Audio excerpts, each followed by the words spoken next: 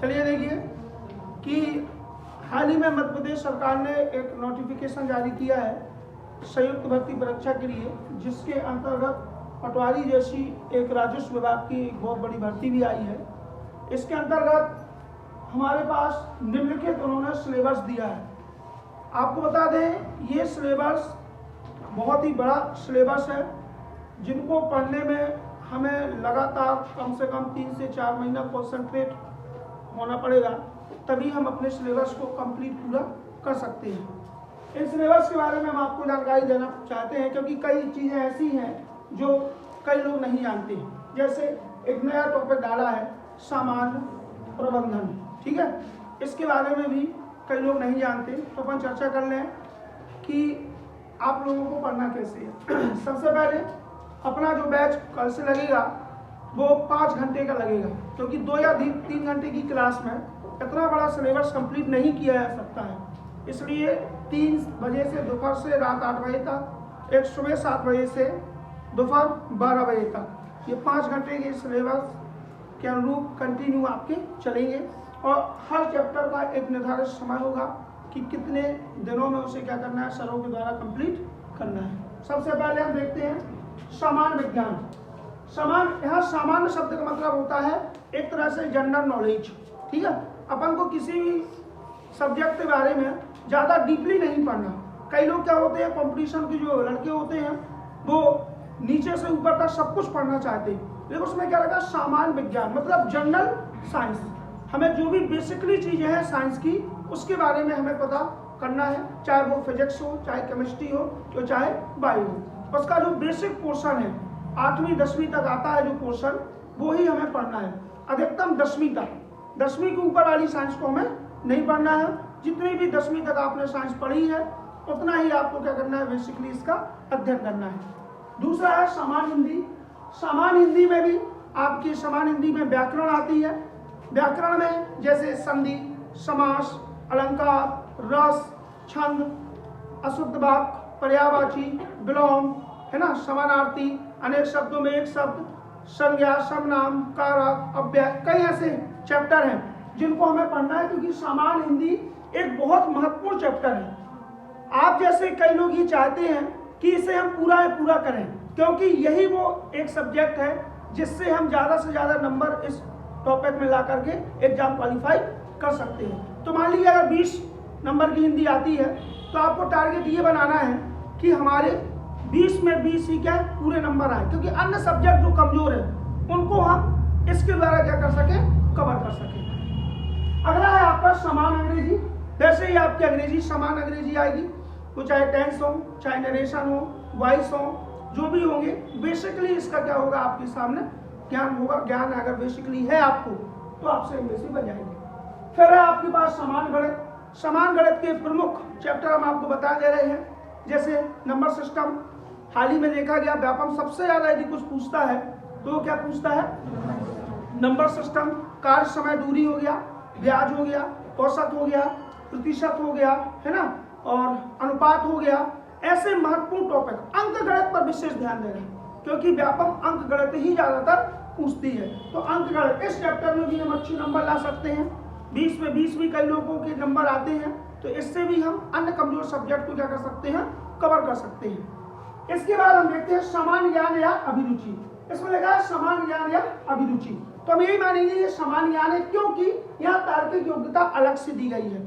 यहाँ तार्किक योग्यता क्या दी गई है, अलग से। अगर ये नहीं दिया होता तो हम समझ जाते कि अभिरुचि का मतलब रीजनिंग है, लेकिन यहाँ दिया है सामान्य ज्ञान। और सामान्य ज्ञान विशेषतर हम आपको बता दें कि मध्य प्रदेश के पेपर हैं, इसलिए फोकस किससे करें, मध्य प्रदेश के जनरल नॉलेज को फोकस करें। जिनमें से प्रमुख आपको क्या पढ़ना है, जो आजकल आ रही है, मंदिर, मेले, समाधियां, महल, तीर्थ स्थान, कौन से नगर किस नदी के किनारे हैं, बसे हुए हैं, नदियों के नाम, ठीक है, इनके बारे में। और व्यक्तित्व, कौन सा बेहतरीन व्यक्ति किस जिले से संबंधित है, पूछ लेंगे। अटल बिहारी वाजपेयी की जन्मस्थली कहाँ है, कर्मस्थली कहाँ है, सलमान खान की जन्मस्थली कहाँ है ना, और श्री शिवराज सिंह चौहान की जन्मस्थली कहाँ है। मतलब कोई भी ऐसे व्यक्ति के बारे में पूछेगा जिनके परिचय के मोहताज हम लोग नहीं हैं। हर व्यक्ति उनको कहीं ना कहीं जानता है। तो इस पर अपन को फोकस होना, अधिकतर आपने देखे होंगे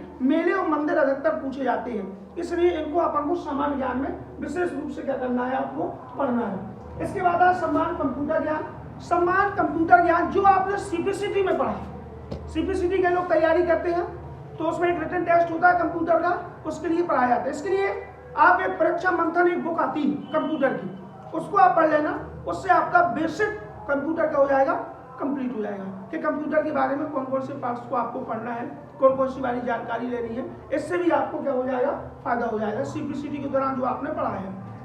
इसके बाद समान तार्किक योग्यता मतलब रीजनिंग। अब इसमें टॉपिक तो नहीं है, रीजनिंग मतलब पूरे टॉपिक, चाहे वो कोडिंग हो, सादस्यता हो, है ना, वर्गीकरण हो, रिलेशनशिप हो, दशा परीक्षण हो, कैलेंडर हो, भाषा हो, घड़ी हो, असमानता हो, गणितीय कथन एवं निष्कर्ष, वैनारिक हो, है ना, कथन निष्कर्ष हो, कोई भी ऐसे टॉपिक है इसके बारे में पूरी रीजनिंग के बारे में क्या करना है, एक ना एक नॉलेज होना चाहिए। रीजनिंग भी टॉप स्कोरर सब्जेक्ट है, इसमें भी लोग 20 में 20 नंबर लाने की कोशिश करते हैं और कई लोग कामयाब भी होते हैं और 20 में 20 पूरे नंबर आते भी हैं। अगला टॉपिक है आपका सामान्य प्रबंधन। ये बहुत इंटरेस्टिंग टॉपिक है और ये नया है, अभी भी कई लोगों ने इसके बारे में नहीं बताया कि आखिर इसमें आता क्या है। लोगों को बड़ा अचंभित हुआ इस चीज को देख करके, और देना भी चाहिए, क्योंकि जब आप एक गवर्नमेंट जॉब करोगे तो आपको हर चीज को मैनेज करने का तरीका होना चाहिए। इसलिए एग्जामिनरों ने क्या किया इस बार समान प्रबंधन, कि आपकी प्रबंधन की क्षमता कितनी ज्यादा है, आप किस तरह से विशेष परिस्थितियों में मैनेजमेंट अच्छी तरीके से दे सकते हो, इसलिए उन्होंने समान प्रबंधन किया। समान प्रबंधन का हम आपको टॉपिक बता दे रहे हैं, उन्हीं टॉपिक पर ही आपको क्या करना है, फोकस करना है। इस चीज को ध्यान रखना कि जो हम इसमें पढ़ा रहे हैं, इस टॉपिक में जो टॉपिक हम बता रहे हैं, उन टॉपिकों को आपको पढ़ना है, और ये टॉपिक हमारे द्वारा ही पढ़ाया जाएगा, हम आपको बताएंगे। क्योंकि ये पूरा सिलेबस अब आप बताइए, एक साथ बोलना, क्या 2 घंटे 3 घंटे में कंप्लीट होगा? नहीं। इसके लिए कम से कम कितने घंटे चाहिए? 5। इसीलिए हमने अब ये 8 गिन लीजिए, 1 2 3 4 5 6 7 8, इन 8 टॉपिकों को, 8 विषयों को, टॉपिक नहीं ये अपने लिए विषय है, 8 विषयों को हमें लगभग कितने मंथ में कंप्लीट करना? 3 मंथ में। इसलिए हमें कम से कम कोचिंग में 5 घंटे और कम से कम घर में 4-5 घंटे, यदि आप वास्तव में सफलता पाना चाहते हैं तो आपको ये प्रदर्शन करना होगा, और ये प्रदर्शन आपका लाजवाब प्रदर्शन होगा, इस चीज को ध्यान रखना। और इस सब्जेक्ट, इस सिलेबस ने पुराने स्टूडेंट जो तैयार कर रहे हैं उनको भी अब नया कर दिया है, उनकी टक्कर भी आपसे हो गई 0 लेवल से, क्योंकि कई लोग पंचायती राज व्यवस्था 3 साल से पढ़ रहे हैं, 4 साल से पढ़ रहे हैं। जब से पटवारी की वैकेंसी पूरी हुई है 2017 के बाद, लोगों ने फोकस किस पर किया? पंचायती राज पर, और पंचायती राज को पूरी तरह से उन्होंने क्या कर दिया? समाप्त कर दिया। तो अब उनकी और रीजनिंग शामिल कर दी। कई पटवारी वाले बोलते थे सर हमें रीजनिंग नहीं पढ़ना, हमारे रीजनिंग नहीं आती। ठीक है, अब क्या करोगे? अब तो वो मोल लेकर आओगे हमारे पास और हम रीजनिंग आपको पढ़ाएंगे या ना पढ़ाए वो हमारी मर्जी। क्लियर है? तो अब आपको फोकस सबसे ज्यादा रीजनिंग में भी होना पड़ेगा, क्योंकि और एक चीज, टारगेट पूरी वैकेंसी है, आपके नंबर ही डिसाइड करेंगे कि आपको कौन सी पोस्ट मिलनी है। आप जब फॉर्म भरेंगे तो आपसे बनाया जाएगा किस पोस्ट को आप प्रीफरेंस पहले दे रहे हैं, समझे? तो इस हिसाब से आपको देना, फिर जैसे मेरिट आपकी बनेगी उस आधार पर आपको भर्ती के लिए क्या कर लिया जाएगा? नियुक्त कर लिया जाएगा। क्लियर है? अब देखिए समान प्रबंधन। समान प्रबंधन में एक सिद्धांत था लूथर गुलिक का। किसका? लूथर गुलिक, एक चिंतक है। उन्होंने एक सिद्धांत दिया था मैनेजमेंट के हिसाब से, पोस्ट पोन। क्या दिया था? पोस्ट, यहां से दिख रहा है,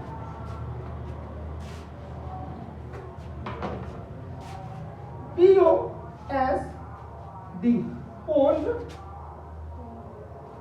पोन। दिख रहा है मोबाइल में? दिख रहा है? ठीक। तो ये सिद्धांत दिया था किसने?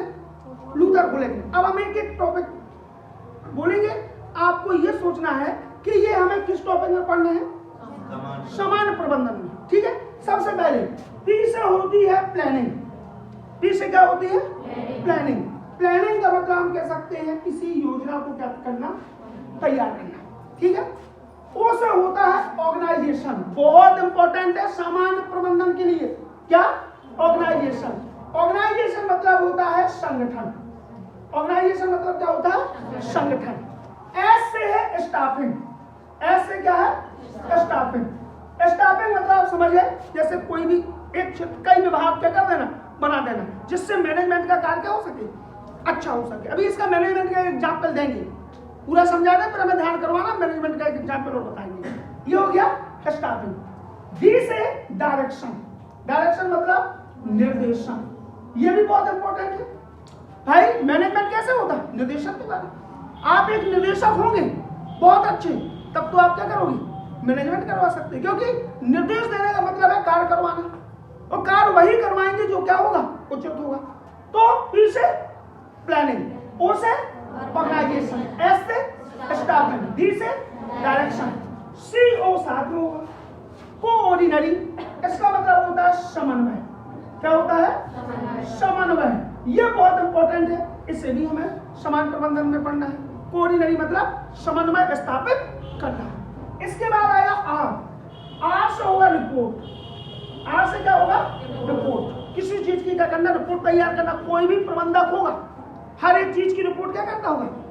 तैयार करता हो। क्या बिना रिपोर्ट तैयार आप मैनेजमेंट का कार्य कर सकते? नहीं कर सकते। उसके लिए भी किसकी जरूरत होगी? रिपोर्ट। तो एक रिपोर्ट तैयार करना है। और बी से बजट। बी से बजट। ये बजट भी किसके अंतर्गत आएगा? समान। ठीक है। बजट मतलब कि शासन द्वारा वित्तीय कार्य के लिए कैसे बजट निकाले जाते, किस क्षेत्र में कितना बजट निकाला जाता, कौन सा कार्य होता, कार्य करने के लिए बजट की क्या आवश्यकता है। आप जानते हैं कि अगर हमने पृथ्वी लोक पर जन्म लिया है तो कोई भी काम बिना बजट के नहीं हो सकता है। हमें अपनी आवश्यकताओं की पूर्ति करने के लिए किसकी जरूरत है? बजट की। तो ये जो टॉपिक है ये महत्वपूर्ण टॉपिक है, और इनमें से एक सबसे इंपॉर्टेंट टॉपिक आता है कंट्रोलर, मतलब नियंत्रक या नियंत्रण। एक टॉपिक ये भी इसमें शामिल होगा कि नियंत्रण क्या है, नियंत्रण की परिभाषा क्या है। ये भी है, जैसे हमने आपसे कहा एक छोटी सी चीज, what is the definition of controller. या जैसे हर चीज की परिभाषा होगी, पूछ लेगा वो। जैसे हमने कहा कि बताइए आपका निर्णय क्या है, एक परिभाषा और क्या होगा? निर्णय। समझे? क्योंकि नियंत्रण तो आप तभी रख सकते ना जब आप उचित क्या लेंगे? निर्णय लेंगे। फिर नियंत्रण किसी पर रखना है तो आपको कठोर क्या लेने पड़ेंगे? निर्णय लेने पड़ेंगे। तो आप बताइए निर्णय की परिभाषा क्या है। अब ये भी पूछ सकता कि निर्णय क्या है। अब आप यहाँ लोग बैठे हैं, कितने लोगों को निर्णय की परिभाषा है? कम से कम 60 लोग बैठे हैं। 60 लोग में निर्णय की परिभाषा कोई बता सकता? 60 लोग बहुत कहलाते, कोई बता सकता है? अच्छा ठीक, ओके, हम बता दे रहे हैं। ठीक है। सबसे सरल शब्द में निर्णय परिभाषा, बहुत विकल्पों में से किसी एक सर्वश्रेष्ठ विकल्प को चुनना ही क्या है? जैसे एग्जाम में आपके सामने क्वेश्चन आया और उसने 4 ऑप्शन दिए, 1 2 3 4, तो आप चारों ऑप्शन टिक क्यों नहीं करते? क्यों? क्योंकि आप एक करेंगे और वो भी सही करने की कोशिश करेंगे। तो कई विकल्पों में से किसी एक सर्वश्रेष्ठ विकल्प को चुनना ही हमारा निर्णय है। आप शुक्लायन खड़े कोचिंग आए, ये भी आपका क्या था? निर्णय था। ये तो सर्वश्रेष्ठ निर्णय था। ये कौन सा निर्णय था? सर्वश्रेष्ठ निर्णय था। कई विकल्पों में से किसी एक विकल्प को चुनना ही आपका क्या कहलाता है? निर्णय कहलाता है। तो यही अब बताइए आप कि अब सामान्य प्रबंधन में जो चीजें पूछी जाएंगी, बताओ वो कठिन है? कठिन नहीं है, लेकिन कठिन जब तक है जब तक आप इनके बारे में नहीं जानते, जब तक तो भाई कठिन है, क्योंकि नया टॉपिक है, आपको इसके बारे में पता ही नहीं है। योजना के बारे में कैसे क्वेश्चन पूछे जाएंगे, संगठन के बारे में कैसे पूछे जाएंगे, स्टाफ में निर्देशन, समन्वय, रिपोर्ट, बजट कैसे पूछे जाएंगे, इसके लिए भी हमने व्यवस्था कर रखी है। बहुत जल्दी हम इसके संबंध में एक टेस्ट सीरीज भी करवाएंगे, जैसे में क्वेश्चन कैसे बनते हैं, बात समझे, इससे क्वेश्चन कैसे बनेंगे, इसकी भी हम आपसे क्या करवाएंगे? प्रैक्टिस करवाएंगे। और फिर हमें पता चलेगा कि उस टाइप में क्वेश्चन आएंगे तो आप उसके बारे में क्या सोचते हैं, कैसे आंसर देते हैं। गलतियां करोगे, उन गलतियों को हमें क्या करना है? दूर करना है, क्योंकि समय कम है और सिलेबस आपके सामने है, सिलेबस बहुत ज्यादा है। इसलिए आपको आज से ये सोच लेना है कि अब केवल हमें 3 महीने क्या करनी है? अगर अपने भविष्य का निर्माण करना है, यदि अपने माता पिता को कुछ गिफ्ट दे सकते हो तो हमारे ख्याल से उनके देने लायक तो हमारी औकात कुछ भी नहीं है। उनको हम दे भी सकते हैं तो एक खुशी दे सकते हैं। और माता पिता को खुशी तभी होगी जब आप उन्हें गवर्नमेंट जॉब क्या कराएं, सिलेक्ट होकर दिखाएं। इससे बड़ा गिफ्ट हम दुनिया में उन्हें कुछ भी नहीं दे सकते। तो हम आशा करते हैं कि आप कोशिश करोगे कि एक गिफ्ट हम उनको सरप्राइज गिफ्ट दें, ठीक है, कि बताएं कि 3 महीने में मेहनत करके एग्जाम को कैसे पास किया जा सकता है। इनमें से बेसिकली चीजें, कुछ चीजें तो आपकी वैसे भी तैयार है, आपको केवल रिवीजन करना है, ठीक है। जैसे कई लोगों की हिंदी लगभग कंप्लीट है, अपन को फिर एक बार रिवीजन कर लेना है। मैथ्स लगभग कंप्लीट है, अपन को फिर रिवीजन कर लेना है। इसके बाद आपकी सामान्य ज्ञान अभिरुचि MPGS चल ही रहा है, मैडम आपको पढ़ाई रही है तो वो GS आपका चल रहा है। और ये हो गया क्या, रीजनिंग भी आपकी कंप्लीट है। हमें एक बार क्या करना है, केवल प्रैक्टिस करवानी है। बात समझिए, आधे चैप्टर तो वैसे ही कंप्लीट है, गिन लो आप, 1 2 3 और 4 तो वैसे ही कंप्लीट है। फोकस किस पर ज्यादा करना, 4 पर करना है। और इसमें से ये सब्जेक्ट क्या है, नया है। जैसा आप शुरू करोगे वैसे पूरी MP की जनता शुरू करेगी कि नहीं। तो इसमें तो कंपटीशन बराबर है, क्योंकि जितना हमसे बनना उतना आपसे बनना, इसलिए हमें इस पर फोकस करना। अब हमारी विज्ञान, अंग्रेजी और कंप्यूटर, इनमें हम आपकी क्लास लगाएंगे। इसीलिए शुक्ला एंड खरे कोचिंग समिति ने निर्णय लिया है कि ये जो अब कोचिंग की क्लास होगी, अब कितने घंटे की होगी, 5 घंटे की होगी, क्योंकि हमें इस पूरे सिलेबस के अकॉर्डिंग चलना है। और दिनों के हिसाब से कितने दिन में कौन सा समय में क्या करना है, कंप्लीट करना है। जैसे हमने कहा रीजनिंग हमें ज्यादा से ज्यादा 35 दिन चलानी है। कितने दिन, 35 दिन चलानी है। 35 दिन चलेगी, एक दिन के हिसाब से 35 दिन। इसी प्रकार मैथ, हम कहते हैं मैथ 90 दिन भी चल जाए, कोई दिक्कत नहीं है, क्योंकि हमारी क्लास कितने घंटे चल रही, 5। मैथ हम कंटिन्यू करेंगे। कंप्यूटर आपका 1 महीने का है, अंग्रेजी 43 दिन की, हिंदी 30 दिन की, क्योंकि हम पढ़ाते हैं, आपको पता है हिंदी सब्जेक्ट हमारा। और आपको पता है इनमें से खरे सर क्या क्या पढ़ाएंगे वो भी हमने बता दिया, अभी डिस्कशन कर लिया। खरे सर का सब्जेक्ट होगा पहला गणित, तो होगा आप जानते ही हैं। दूसरा सब्जेक्ट वो तैयार किसके लिए होगा, अंग्रेजी के लिए होगा, क्लियर है। और एक कमांड क्लास हम उनकी किसकी लगवाएंगे, विज्ञान की। सोचो आप, 2 अभी टीचर आपको 6 सब्जेक्ट पढ़ाने जा रहे हैं, 3 सब्जेक्ट खरे सर और 3 सब्जेक्ट हम क्या क्या पढ़ाएंगे वो आपको बता रहे हैं। सबसे पहले आपको पता है क्या पढ़ाना, रीजनिंग पढ़ाना, फिर क्या बनाना, समान प्रबंधन, और फिर क्या बनाना, हिंदी पढ़ाना। 3 हमारे हो गए, 3 हो गए सभी। अब बचे 2, कौन कौन बचे, एक बचा कंप्यूटर और एक बचा समान ज्ञान। तो समान ज्ञान आपको रेखा में पढ़ाई नहीं है, ठीक है। कंप्यूटर हमारे पांडे सर आएंगे, वो आपको कंप्लीट कराएंगे, ठीक है। एक्सपर्ट है वो कंप्यूटर के, बात चल रही है, वो एक्सेप्ट करेंगे, तो वो गुरुवार से आपको शुरू कर देंगे। तो अब ध्यान रखें, ये पूरा सिलेबस है। अब शाम के बैच के बच्चा कोई भी ये ना पूछे कि सर सिलेबस क्या है, कैसा है, इसमें क्या है, इसलिए हमने ग्रुप में बना करके आज सबको ये पूरा सिलेबस समझा दिया है। आप लिख लीजिए और आप इस सिलेबस में से ये देखिए जो चीज आप पढ़ चुके हैं उसमें से आपका कमजोर कौन सा टॉपिक है, हमें किस पर मेहनत ज्यादा करनी है, वो कोई भी टॉपिक हो, क्लियर है। तो इस हिसाब से हमें अब मेहनत करनी है। 8 आपके सामने विषय है, 3 महीने का समय है। अब आपको ये सोचना है कि इन 3 महीनों में हम ये कैसा चमत्कार करें कि जिससे हमारा ये सिलेबस का हो जाए कंप्लीट। और कोचिंग 5 घंटे इसलिए लगा रहे हैं क्योंकि हमें पूरा सिलेबस कंप्लीट करना है। हम 2 या 3 घंटे में कोचिंग लगा करके आपका सिलेबस कंप्लीट नहीं हो सकता। हमें अपनी कोचिंग की तरफ से पूरा सिलेबस फरवरी के अंत तक क्या कर देना है, कंप्लीट कर देना है, ठीक। मार्च से आपके पेपर है, तो आप क्या करेंगे। और विगत भूतपूर्व जब पुलिस का पेपर हुआ था तो आपको ध्यान है कि हमने रीजनिंग 1 दिन में खत्म की थी, 7 घंटे की क्लास लगाई थी, पता है किसी को, तेज बोलो। उसी प्रकार जैसे हमारा ये सिलेबस कंप्लीट होगा हिंदी का, तो 1 दिन में हम हिंदी खत्म करेंगे, 1 दिन में हम रीजनिंग खत्म करेंगे पूरा। ये हम अपना मेन जो टॉपिक होंगे जिनके आने के चांस हैं, और 1 दिन में हम आपको क्या पढ़ा देंगे, समान प्रबंधन, क्लियर है। तो उससे आपका एक बार पूरा पढ़ोगे तो रिवीजन हम पहले नहीं पढ़ा सकते, क्योंकि पहले पूरा रिवीजन तो हो जाए। जब आप उसके बारे में क ख नहीं जानते हो, फिर कैसे, आपको हिंदी पढ़नी जाननी है तो क ख का जरूरत है ना।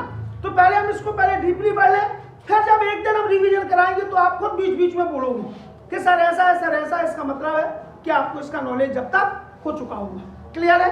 अब इसमें से किसी को कोई डाउट हो और कोई भी इंफॉर्मेशन चाहिए तो बता दो। बैच हमने आपको बता दी है, एक बार फिर से सुन लें। दोपहर में 3 बजे से 8 बजे तक और शाम को सुबह 7 बजे से 12 बजे तक। गुरुवार से ये टाइमिंग, गुरुवार से अपने बैच क्या हो रहे हैं, शुरू हो रहे हैं। और भी जो लोग अभी कहीं जॉब भी कर रहे हैं, प्राइवेट जॉब कर रहे हैं, कुछ भी, तो प्लीज अपनी लाइफ देखें, 3 मंथ का स्टॉप ले लें। हो सकता है आपकी लाइफ इन 3 मंथ में क्या हो जाए, बहुत अलग हो जाए और आपका कैरियर, आपका जीवन सुधर जाए। आप अपने लिए नहीं पढ़ रहे हो, आप अपने आने वाली पीढ़ी के लिए पढ़ रहे हो। यदि आज आपने कुछ नहीं किया तो यकीन मानो आपके लड़के आपको गाली देकर जाएंगे कि तुमने उस समय पढ़ाई क्यों नहीं की जब तुम्हारी उम्र थी पढ़ाई की। शायद सी बातें कहेंगे और तुम भी फिर कहोगे हाँ यार उस समय हम नाकारे थे, काश पढ़ लिया होता तो आज अपने लड़के को खरीद करके हेलीकॉप्टर दे देते। है शायद सी बात है, हम कहीं नकली दो ना, नकली दे दो तुम। है अभी तो इतना नहीं कमा रहा है कि नकली दो, रिमोट वाले हेलीकॉप्टर भी 1000-1200 के आ रहे। सोचना पड़ जाता एक गरीब वर्ग के आदमी को। इसलिए आपसे रिक्वेस्ट है कि आप अपने बच्चों को खुश रखना चाहते हो तो अभी से कुछ दिन मेहनत कर लो तो आने वाली पीढ़ी सुधर जाएगी, और अभी मेहनत नहीं की तो आने वाली पीढ़ी लात मार को तुम्हें घर से भगाएगी। ये भी क्या है भाई, देखो एक चीज सुने, माता पिता आपके साथ जब तक हैं, जब तक आपकी पढ़ाई पूरी नहीं होती, समझे, आप फिर बड़े हो जाओगे, आप जिम्मेदार हो जाओगे तो आपको अपनी जिम्मेदारी का एहसास खुद होने लगेगा। कब तक हम उधार सांसों से अपनी जिंदगी जिएंगे?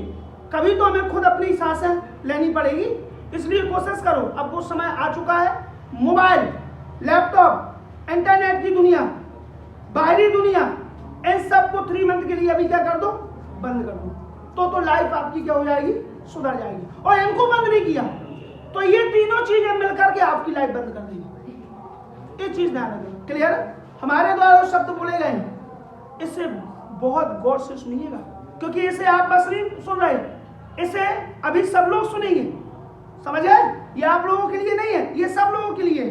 और दूसरी चीज, जो व्यक्ति गांव में है, मान लो वो व्यक्ति भी पढ़ना चाहते हैं, नहीं पढ़ पा रहे हैं, तो उनके लिए भी हम क्लासें बना करके उनके पास भेजेंगे। जो भी ऐसे बाहरी व्यक्ति है वो हमें व्हाट्सअप कर सकते हैं, उनके लिए हम स्पेशली अलग से क्लास मंगा करके उनको क्या करेंगे, व्हाट्सअप करेंगे। क्योंकि उद्देश्य ये है कि लोग नॉलेज रखें। गरीब से गरीब व्यक्ति आज क्या है, नौकरी में है, तो हम चाहते हैं कि हर वर्ग का व्यक्ति नौकरी रखे और अपनी लाइफ को क्या करे, सुधार ले। क्लियर है? तो आज के लिए इतना काफी है। फिर भी अभी भी किसी का कोई क्वेश्चन हो, नमन, किसी का भी कोई क्वेश्चन हो तो आप इनमें से कोई टॉपिक हो तो पूछ सकते हैं। चलो, नमन का नाम मोबाइल में बोल गया। कोई क्वेश्चन हो तो जाओ, किसी को पूछना हो, कुछ पूछना है किसी को? एग्जाम्पल। हाँ, एग्जाम्पल मैनेजमेंट का एग्जाम्पल हमने दिया था। देखो, आप शादियों का समय, ठीक है, सबके घर में शादी होनी, तो आपने एक चीज देखी होगी, जब शादी होती है तो अपन क्या कहते हैं कि मंडप का काम तुम्हारा, टेंट का काम तुम्हारा, डीजे का काम तुम्हारा, कहते कि नहीं, खाने का काम आपका, लाइटिंग का काम आपका। हम हर विभाग का एक अलग मुखिया बनाते, क्यों? क्योंकि मैनेजमेंट का काम अच्छे से हो सके। अगर लाइट गड़बड़ है तो हम केवल लाइट वाले को डांटेंगे, बफर का खाना गड़बड़ है तो हम केवल किसको डांटेंगे, बफर वाले को। अगर हम एक काम सभी को दे दें तो आप ईमानदारी से बताओ, वो काम अच्छे तरीके से नहीं हो सकते। और हो सकता है एक व्यक्ति एक काम को करने में भूल जाए तो पूरा मैनेजमेंट खराब हो जाए। इसलिए अगर मैनेजमेंट बनाना है तो विभाग का होना जरूरी है। हर एक विभाग का क्या बना दिया जाए, मुखिया बना दिया जाए, तो काम बहुत अच्छे तरीके से क्या होंगे, संपन्न होंगे। इसी कारण हमारी गवर्नमेंट सरकार ने इस बार गवर्नमेंट एग्जाम में क्या डाल दिया है, सामान्य प्रबंधन। इसको हम बहुत बेहतर तरीके से आपको पढ़ाएंगे। आपके जितने नंबर है ये पूरे, और भी कई टॉपिक इसमें आएंगे, अभी वो टॉपिक भी हम आपके इसमें क्या करवाएंगे, कंप्लीट करवाएंगे। और जब एक टेस्ट सीरीज होगी तो समझ में आएगा कि क्वेश्चन इसके कैसे आने हैं। क्लियर है? तो आज के लिए इतना। Have a nice day.